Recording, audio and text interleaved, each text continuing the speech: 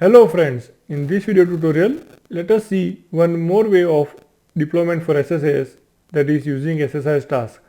But this particular way of deployment is not that frequently used, because when we are doing deployment for SSAS using SSAS deployment wizard or through XML scripts, we get so many options, right?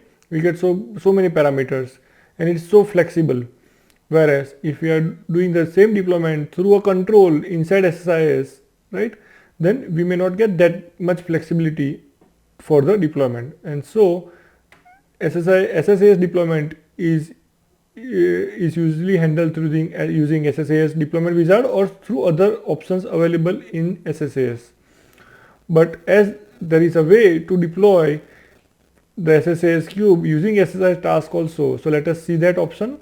Now for this, we have gone to the SSDT and we have created a new SSIS project. That is, this is an SSIS package. Inside this package, let us drag and drop analysis services processing task. So this is the task which has the capability to process analysis services cube. Okay. So let us configure it. So you have just double clicked it. Let us go to processing options. Let us go to new, edit. Now we will require the connection string, right? So copy. Let us put the connection string. So this is the connection string. Also we will deploy in SSAS DB3. So let's say connection has succeeded. Okay. Okay. Now these are the default settings. That is sequential. It will do the processing in sequential order. It will consider everything in one transaction, right? For error also default settings, for error log path also default settings are taken into consideration. Process affected objects, for this also it is taken do not process. Now we can change all these options. So we can go to change settings. Let's say we make it separate transactions. Let's process the affected objects. Let's change the error related behavior also, right? So error log, okay. So we can see that now the changes are observed, right? Whatever we did by going to the change settings button, right? Now let us add the objects. What all we want to process, right? So let's say we want to process all the 5 partitions, right? That is both the measure groups, and for both the measure groups you want to process all the 5 partitions. And then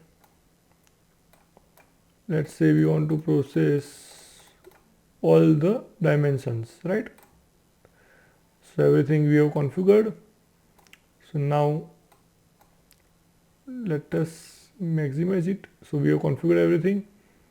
Let's click OK. So this task is now configured.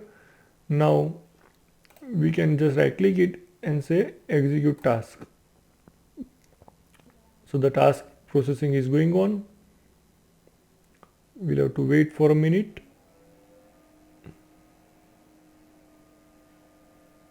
We can go to the progress bar and we can see what all is going on, right?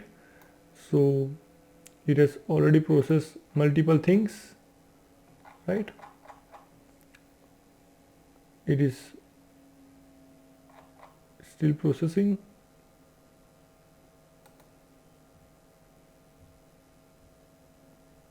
So now processing is complete. So we can go to the process tab and it is showing us that it has finished processing, right? So now let us stop this, right? And this DB3 has now been processed by our SSIS task.